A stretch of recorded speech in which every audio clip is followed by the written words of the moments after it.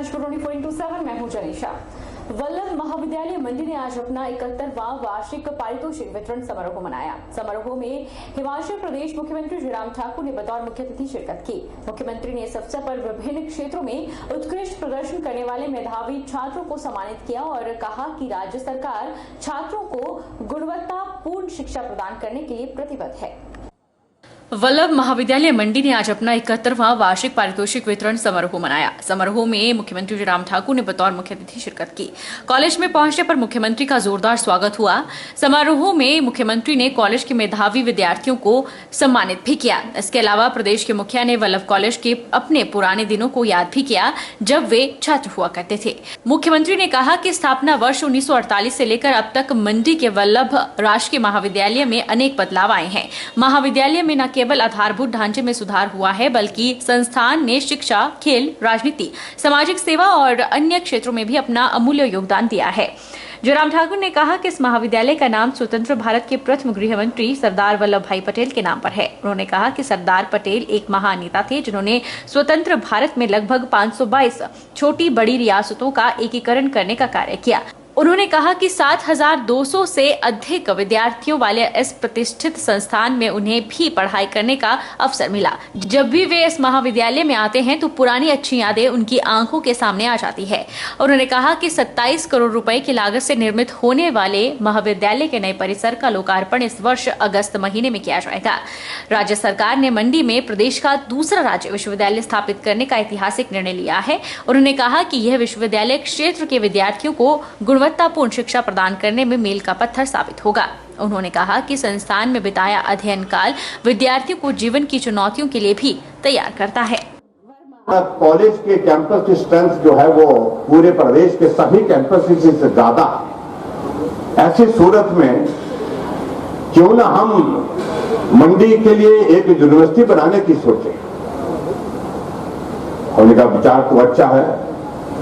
अधिकारियों के साथ हमने बात की। अधिकारियों ने कहा कि आज के इस कोविड के हालात में ये सोचना भी मुश्किल है, करना तो और भी मुश्किल है। लेकिन हमने कहा ये हमने अगर सोच लिया है तो क्या करेंगे। तो कहा कि भी कोई फिर तो फिर करना ही पड़ेगा। तो हमने कहा ये हमने सोच लिया है और हमने कहा कि हिमाचल प्रदेश में हमारे लगभग 150 के लगभग कॉलेज खुल चुके हैं सरकारी क्षेत्र में। और ऐसे में हम 2 यूनिवर्सिटी हिमाचल प्रदेश में भौगोलिक परिस्थितियों की वजह से भी और उसके साथ साथ में नंबर ऑफ कॉलेजेस जितने हैं उसके हिसाब से हमको करने चाहिए। तो इसलिए हमने तय किया कि मंडी में एक स्टेट यूनिवर्सिटी की स्थापना की जाए, उस दिशा में आगे बढ़े। और आज मुझे इस बात की प्रसन्नता है, एक छात्र होने के नाते ये दूसरा हमारा कंट्रीब्यूशन मंडी के लिए होगा। मैं आप सबको बहुत बहुत बधाई देता हूं कि मंडी में स्टेट यूनिवर्सिटी की जो औपचारिकताओं का एक दौर हमने संपूर्ण कर लिया और वाइस चांसलर भी यहाँ पर जो है अभी हम फिलहाल हमने एक तदर्थ व्यवस्था के जो है कि अनुरूप जो है वो सारा निर्णय किया है। बहुत जल्दी मंडी यूनिवर्सिटी का जो है काम शुरू होगा। कैंपस के लिए जमीन की हम तलाश कर रहे हैं और जमीन की तलाश के साथ साथ में इसके लिए बजट के प्रोविजन को प्लान कर रहे हैं और उसकी और जो टेक्निकल चीजें हैं, जो औपचारिकताएं हैं, उनको पूर्ण करने के पश्चात मंडी यूनिवर्सिटी यहाँ पर हम कोशिश करेंगे कि इसी साल ही, इसी सत्र में ही, इसी एकेडमिक सेशन में ही हम शुरू कर दें। ये हमारा प्रयास रहेगा। ये मैं आपके बीच में कहना चाहता हूँ। जाति, अन्य पिछड़ा वर्ग, अल्पसंख्यक वर्ग, विशेष रूप से सक्षम लोगों के सशक्तिकरण को लेकर जिला स्तरीय बैठक शिमला में बजट भवन में आयोजित हुई।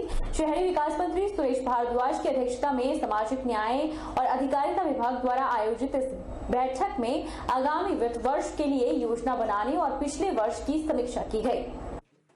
शहरी विकास मंत्री सुरेश भारद्वाज ने बताया कि पिछले वर्ष 67,800 लाभार्थियों को विभिन्न कल्याण योजनाओं से लाभान्वित किया गया, जिसमें 103 करोड़ से अधिक की राशि खर्च की गई। उन्होंने बताया कि योजना के तहत पिछले वर्ष 100% बजट खर्च कर दिया गया है।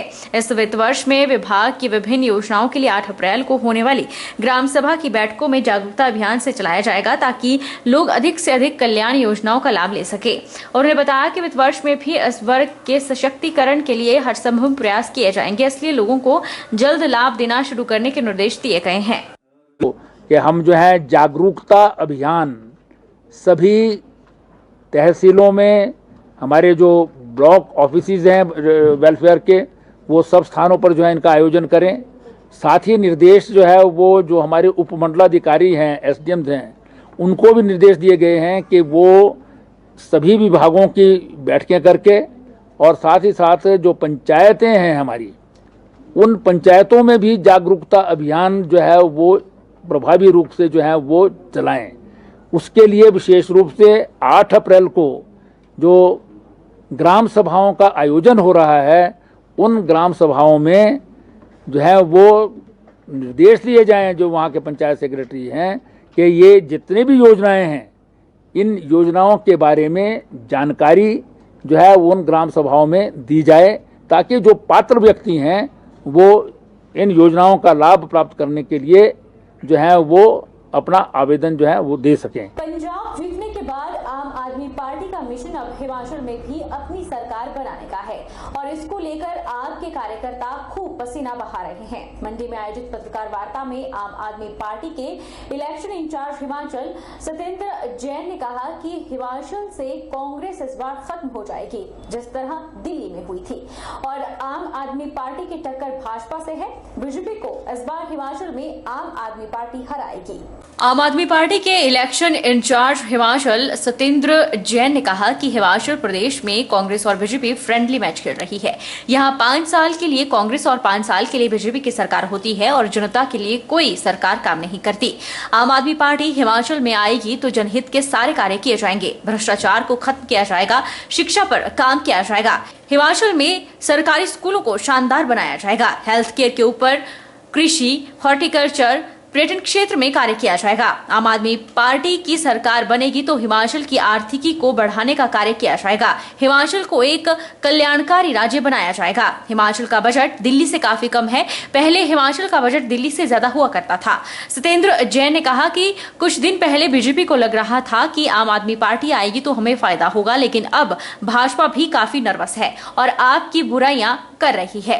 कांग्रेस हिमाचल से इस बार खत्म हो जाएगी जैसे दिल्ली में हुई है और हमारी टक्कर बीजेपी से है। बीजेपी को इस बार हिमाचल में आम आदमी पार्टी हराएगी। देखिएगा, बहुत सारी समस्याएं हैं। अभी तक हुआ क्या है, कांग्रेस और बीजेपी ये फ्रेंडली मैच खेल रहे हैं। एक 5 साल के लिए कांग्रेस आती है, फिर 5 साल के लिए बीजेपी आ जाती है, फिर बीजेपी जाती है तो कांग्रेस आ जाती है। ये आपस में कैच कैच का खेल खेल रहे हैं। काम कोई करता नहीं जनता के लिए, जनता दुखी होकर उसको हरा देती है तो फिर पहले बार आ जाता है। कांग्रेस को हराते हैं तो बीजेपी आ जाती है, बीजेपी को हराते हैं तो कांग्रेस आ जाती है। तो उनको पता है कि हमारे दोनों के अलावा कोई आ नहीं सकता, तो इसलिए उनको काम करने की आवश्यकता थी नहीं। आम आदमी पार्टी हिमाचल में आएगी तो सारे जितने भी डेवलपमेंट के मुद्दे हैं सब पे काम करेंगे, भ्रष्टाचार खत्म करेंगे, शिक्षा जो कि बैकबोन है किसी भी सोसाइटी की, शिक्षा पे काम करेंगे। आज हिमाचल का बजट दिल्ली से कम है, काफ़ी कम है। एक समय था जब तो हमारी सरकार बनी थी, अब देखिएगा हिमाचल का बजट दिल्ली से थोड़ा ज़्यादा हुआ करता था। तो दिल्ली के अंदर हमने अपने बजट को धीरे धीरे बढ़ाया है, रिसोर्सेज को बढ़ाया है, तो हिमाचल की इनकम को भी बढ़ाया जाएगा, हिमाचल के बजट को भी इंक्रीज किया जाएगा और हिमाचल के लोगों के लिए जितनी भी समस्याएं हैं हिमाचल के लोगों के साथ मिलकर उनको सॉल्व किया जाएगा। एक कल्याणकारी राज्य बनाया जाएगा, ना कि लोगों को परेशान करने वाला। बीजेपी को शुरू में लग रहा था 15-20 दिन पहले कि आम आदमी पार्टी आएगी तो हमारा फायदा होगा, परंतु पिछले 3-4 दिन से आप देख रहे होंगे वो भी काफ़ी नर्वस हो गए हैं, रोज हमारी बुराइयां कर रहे हैं, हमारे बारे में तरह तरह के कमेंट दे रहे हैं। हमारा मुकाबला देखो, मैं बताऊं आपको क्लियरली, कांग्रेस तो लगता है कि हिमाचल से इस बारी खत्म हो जाएगी जैसे दिल्ली में हुई। हमारी टक्कर बीजेपी से होगी और बीजेपी को हराने का मंत्र हमें आता है। दिल्ली के अंदर कांग्रेस को पिछले 2 इलेक्शन में हमने 0 पे लेके आए हैं, कोई सीट नहीं है, कांग्रेस की एक भी सीट नहीं आई और बीजेपी को बुरी तरह से दोनों बारी हराया। इस बार पूरा का पूरा फोकस आम आदमी पार्टी का हिमाचल प्रदेश पे होगा और हम बीजेपी को पूरी तरीके से एक्सपोज ही करना है। बाकी जनता ने हराना है, हमने क्या करना है, जनता को बताना है कि भाई ये देखो ऑप्शन है। आम आदमी पार्टी के इलेक्शन इंचार्ज हिमाचल सतेंद्र जैन ने कहा कि अगर नेताओं को कुछ फ्री मिले तो कोई समस्या नहीं। उन्होंने कहा कि हम कुछ भी फ्री नहीं दे रहे हैं, जो भी दे रहे हैं वो प्रीपेड है। देश के अंदर दिल्ली एक ऐसा राज्य है जो सरप्लस पर काम कर रहा है, हमने कोई लोन नहीं लिया। उन्होंने कहा कि हिमाचल प्रदेश में भी कोई लोन नहीं लिया जाएगा, ना कोई नया टैक्स लगाया जाएगा, सिर्फ अपने पैसे को ठीक से खर्च किया जाएगा। उन्होंने कहा कि जो फ्री चला रहे हैं वो पहले हमें गालियां देते हैं, फिर हमें कॉपी करते हैं। जैन ने कहा कि 15 दिनों के अंदर हिमाचल में 3 लाख लोग आप पार्टी से जुड़ चुके हैं और 6 अप्रैल को मंडी में होने वाली आम आदमी पार्टी के रोड शो में भी काफी मात्रा में लोग आएंगे। ये जो फ्री वाली बात कही जाती है, नेताओं को अगर उनकी हेल्थ केयर का जिम्मेदारी सरकार लेती है तो जनता की भी स्वास्थ्य की जिम्मेदारी सरकार को लेनी चाहिए। अगर नेताओं के बच्चों की पढ़ाई की जिम्मेदारी सरकार लेती है तो स्टेट के सभी बच्चों की पढ़ाई की जिम्मेदारी सरकार को लेनी चाहिए। अगर नेताओं को 4000 यूनिट 5000 यूनिट बिजली की मुफ्त मिल सकती है तो जनता को 300 यूनिट भी फ्री मिल सकती है। दूसरी बात, मैं आपको दिल्ली का एग्जाम्पल देना चाहूंगा। देश के अंदर दिल्ली अकेला राज्य है जो सरप्लस बजट पे काम करता है, घाटे का बजट नहीं है। हमने कोई लोन नहीं लिया हुआ है और आपको मैं वादा करना चाहता हूं कि जितने भी हम यहाँ पर हिमाचल प्रदेश में काम करेंगे उसके लिए नए लोन नहीं लेंगे, ना ही कोई नया टैक्स लगाएंगे, सिर्फ अपने पैसे को ठीक से खर्च करेंगे, बर्बाद नहीं करेंगे। उस पैसे को ठीक से खर्च करेंगे, पैसा बचेगा कि जनता के ऊपर दिया जाएगा। उसको फ्री नहीं कह सकते हैं, प्रीपेड है, जनता का ही पैसा, जनता को ही वापस करेंगे और ये हमारा स्टेटेड पॉलिसी है। दूसरी बात, जितने भी लोग इस तरह चिल्लाते हैं कि फ्री फिर बाद में हमें कॉपी कर रहे हैं, सारे के सारे सब लोग कॉपी करने की कोशिश कर रहे हैं कि इतना तो हम नहीं करते, थोड़ा सा हम भी कर देते हैं। तो मुझे तो कहता हूँ कि चैलेंज देता हूँ कि सारी पार्टियां के हम कुछ नहीं करेंगे तब तो हम मान जाए। हमें पहले गालियां देते हैं फिर कॉपी करते हैं। हम देश के अंदर पहली बार कल्याणकारी राज्य की अवधारणा को लेकर आए हैं। हमारे संविधान को आप देखिएगा, हिंदुस्तान एक गणतंत्र है, उसके अंदर कल्याणकारी राज्य की स्थापना रखी गई थी। नेताओं ने कल्याण को भूल गए और अपने कल्याण में लग गए। अब जनता के कल्याण की बारी है, जनता का कल्याण करने के लिए, जनता का काम करने के लिए। चुनावी वर्ष में आप की दस्तक से हिमाचल प्रदेश की राजनीति में उबाल आ रहा है। सियासत गर्मा चुकी है। आप पार्टी के राष्ट्रीय संयोजक और दिल्ली के मुख्यमंत्री अरविंद केजरीवाल पंजाब के मुख्यमंत्री 6 अप्रैल को मंडी जिला में रोड शो करने जा रहे हैं। वहीं मंडी शहर के सेरी मंच पर आयोजित कार्यक्रम के दौरान मंडी जिला कांग्रेस कमेटी के पूर्व अध्यक्ष दीपक शर्मा सहित अन्य पदाधिकारियों ने आपका दामन थामा। आप पार्टी के प्रदेश प्रभारी सतेंद्र जैन ने जनसमूह को संबोधित करते हुए कहा कि उन्होंने प्रदेश में लोगों से बातचीत की तो लोग कहते हैं कि हिमाचल प्रदेश में बीजेपी और कांग्रेस फ्रेंडली मैच खेल रही है। 5 साल बीजेपी खेलती है और 5 साल कांग्रेस खेलती है और मजे ले रहे हैं। कहते हैं कि हिमाचल प्रदेश की जनता ने आज तक एक भी सरकार को जिताया नहीं है, हर सरकार को हराया है। जब कांग्रेस से दुखी हो जाते हैं तो बीजेपी आ जाती है और जब बीजेपी से दुखी हो जाते हैं तो कांग्रेस आ जाती है, तो इस बार दोनों को हरा देते हैं। सतेंद्र जैन ने कहा कि हिमाचल प्रदेश में आप पार्टी की सरकार बनती है तो प्रदेश में बहुत से परिवर्तन होंगे। देश में अरविंद केजरीवाल अकेले ऐसे सीएम हैं जो चुनाव लड़ने के लिए गए तो उन्होंने कहा कि यदि मैंने 5 साल काम किया है तो मुझे वोट देना, वरना वोट मत देना। तो दिल्ली की जनता ने 70 में से 62 सीटें दी। सतेंद्र जैन ने कहा कि मैं यहाँ के मुख्यमंत्री को चैलेंज करता हूँ कि वे यह कह के दिखाएं। लोगों से बातचीत हो रही है, पूछ रहा हूं मैं बार बार, भाई हमें सपोर्ट क्यों कर रहे हो, ऐसी क्या बात है? तो 3-4 चीजें बताते हैं। पहली कि दिल्ली में अच्छा काम किया है, पंजाब में भी अच्छा काम कर रहे हैं। कहते हैं हिमाचल प्रदेश के अंदर 2 पार्टियां हैं वो मैच खेल रही हैं, एक है बीजेपी, एक कांग्रेस। वो बॉल फेंकते वो कैच कर लेता, वो बॉल फेंकते वो कैच कर लेता है। 5 साल वो खेलते हैं, 5 साल वो खेलते हैं, मजे ले रहे हैं। कहते जनता ने आज तक पंजाब में, हिमाचल प्रदेश में एक भी सरकार को जिताया नहीं, हर सरकार को हराया है। जब कांग्रेस से दुखी हो जाते हैं उसको हरा देते हैं, बीजेपी बन जाती है। बीजेपी से दुखी हो जाते हैं, उसको हरा देते हैं, कांग्रेस आ जाती है। ग्रेड मिलते हैं ना, A grade, B grade, C grade, सबसे ऊपर क्या होता है? जोर से बोलो। कहते हैं ए ग्रेड सबसे ऊपर होता है। कहते हमने बी ग्रेड भी ले लिया बीजेपी, हमने सी ग्रेड भी ले लिया कांग्रेस, अब की बार ए ग्रेड लेंगे आम आदमी पार्टी। कहते बी और सी को ले लेके दुखी हो गए, अब की मौका है, अब की बार तो ए ग्रेड लेके आएंगे। आम आदमी पार्टी आएगी तो हिमाचल प्रदेश के अंदर बहुत सारे चेंज आएंगे। दिल्ली के अंदर आप पता कर लेना, देश के अंदर अकेला मुख्यमंत्री जो इलेक्शन लड़ने गया अरविंद केजरीवाल, उन्होंने क्या बोला? अगर मैंने काम किया तो मुझे वोट देना, वरना वोट मत देना। मैं यहाँ के मुख्यमंत्री को चैलेंज करता हूँ, ये कह के दिखाए, सामने फोटो लगा है, आ जाए और ये कहते जनता से मैंने काम किया तो वोट देना, वरना मत देना। जनता के नहीं देते, जा अपने घर चला जा। और केजरीवाल जी ने बोला कि अगर 5 साल मैंने काम किया तो मुझे वोट देना, अगर 5 साल काम ना किया तो वोट मत देना। जनता ने 70 में से 62 सीटें दी, 62 सीटें। ऐसा इतिहास में कभी नहीं हुआ। तो इसका मतलब पहली बारी एक पार्टी आ रही है जो काम के ऊपर वोट मांगेगी। ऊना में सैकड़ों युवाओं ने इकट्ठे होकर 30 फीट लंबे तिरंगे झंडे के नीचे रोष रैली निकाली। आर्मी भर्ती की लिखित परीक्षा करवाने की मांग युवा कर रहे हैं। ऊना में सैकड़ों युवाओं ने सेना भर्ती की लिखित परीक्षा को लेकर एसडीएम को ज्ञापन भी सौंपा।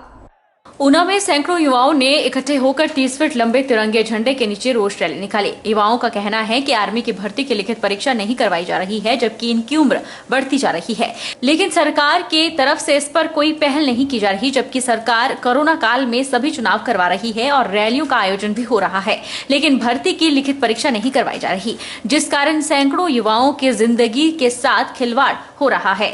इसलिए वह भारत के 30 फीट लंबे तिरंगे के नीचे रोष रैली निकाल रहे हैं। उन्होंने अपनी मांगों को लेकर एसडीएम को ज्ञापन भी सौंपा ताकि सरकार इनकी आवाज को सुने और जल्द से जल्द युवाओं की लिखित परीक्षा करवाई जाए। सर, बात ऐसी है कि हमें अभी तक जो लास्ट डेट दी गई थी वो 31 अक्टूबर की दी गई थी इंडियन आर्मी के हमें ऑफिशियल वेबसाइट पे। उसके बाद हमें आज तक 5 महीने हो चुके, हमें कोई भी नोटिफिकेशन नहीं जारी की है ऑफिशियल।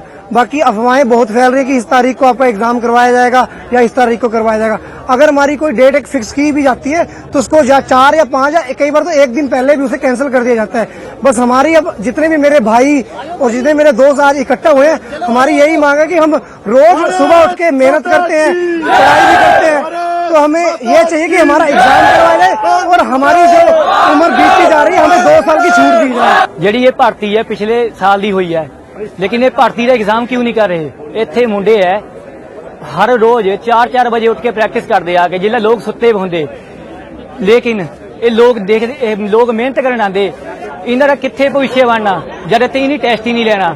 ਸਰ, ਮੇਰੀ ਸਰਕਾਰ ਦੇ ਅੱਗੇ ਇੱਕ ਦੇਖੋ, ਅਸੀਂ ਤਾਂ ਕੋਈ ਗਲਤੀ ਵੀ ਨਹੀਂ ਕੀਤੀ, ਅਸੀਂ ਨਿਆਂ ਮੰਗਣ ਆਏ, ਜਿਹਦਾ ਅਸੀਂ ਕੋਈ ਨਾ ਅਸੀਂ ਕੋਈ ਗਲਤੀ ਕੀਤੀ ਹੈ। ਹੁਣ ਇਹ ਮੁੰਡੇ ਹੈ ਆਪਣਾ ਹੱਕ ਮੰਗ ਰਹੇ ਹੈ। बिलासपुर के कोठीपुरा एम्स परिसर में आयोजित स्पेशल ओलंपिक कार्यक्रम में सामाजिक न्याय एवं अधिकारिता मंत्री सरवीन चौधरी ने मुख्य अतिथि के रूप में शिरकत की और कार्यक्रम का शुभारंभ किया। उन्होंने कार्यक्रम में स्पेशल ओलंपिक में दिव्यांगजन खिलाड़ी मेडल जीतकर आए हैं, उन्हें सम्मानित किया। सामाजिक न्याय एवं अधिकारिता मंत्री सरवीन चौधरी ने कहा कि 12 बच्चों ने मेडल जीतकर देश का नाम रोशन किया है, जिसको लेकर विशेष रूप से कार्यक्रम का आयोजन हुआ। इस कार्यक्रम में 375 से ज्यादा दिव्यांगजन खिलाड़ियों की स्क्रीनिंग की गई और उनका स्वास्थ्य जांचा गया। मंत्री ने बताया कि स्पेशल ओलंपिक में दिव्यांगजन खिलाड़ी मेडल जीतकर लाए हैं, वे सभी बच्चे बधाई के पात्र हैं। उन्होंने कहा कि ये बच्चे हर क्षेत्र में देश का नाम रोशन कर रहे हैं। सरकार इन बच्चों को प्रोत्साहित करने के लिए हर संभव प्रयास कर रही है। स्पेशल ओलंपिक कार्यक्रम में भारत और प्रदेश के पदाधिकारियों ने भी हिस्सा लिया। इस दौरान एम्स बिलासपुर ने अपनी सहभागिता इस कार्यक्रम में निभाई। को भी चेतना इंस्टीट्यूट जो एनजीओ है, इन्होंने भी इंटरनेशनल लेवल पे जो जिस तरह से हेल्थ चेकअप स्पेशल ओलंपिक के बच्चों का किया जा रहा है, उसमें हिमाचल के चैप्टर में डॉक्टर मल्लिका नड्डा जी के नेतृत्व में उनके दिशा निर्देश में यहाँ पर एक कार्यक्रम संपन्न हुआ है और आपने विशेष रूप से उनके सहयोगी के रूप में काम करती हैं। और ये सारा कार्यक्रम जो है हिमाचल गवर्नमेंट ने भी यहाँ पर इसमें अपनी भूमिका निभाई है, वहीं पे एम्स की भूमिका भी रही है, क्योंकि एम्स के डॉक्टर्स ने ही चेकअप जो है बच्चों का किया है। और मुझे लगता है डॉक्टर्स की भी बहुत बड़ी भूमिका रही है एक स्पेशल एक ही छत के नीचे सब बच्चों को बुला के हेल्थ चेकअप होना, क्या इम्प्रूवमेंट हो रही है, बच्चों की क्या ग्रोथ हो रही है, मेंटल लेवल उनका कहाँ तक पहुँच रहा है। विशेष जो मेंटली चैलेंज बच्चे हैं उनके द्वारा जो काम किए जा रहे हैं, तो हमने बहुत सारी एग्जाम्पल्स लिए। इस विश्व में जो सक्षम नहीं है उन्होंने बहुत अच्छे अच्छे बड़े बड़े काम इस दुनिया में किए। उसी मद्देनजर इनको प्रोत्साहन करने के लिए ऐसे जो NGOs हैं वो आगे आती हैं और अपने कामों को बखूबी निभाती हैं। रुकेंगे छोटे से ब्रेक के लिए।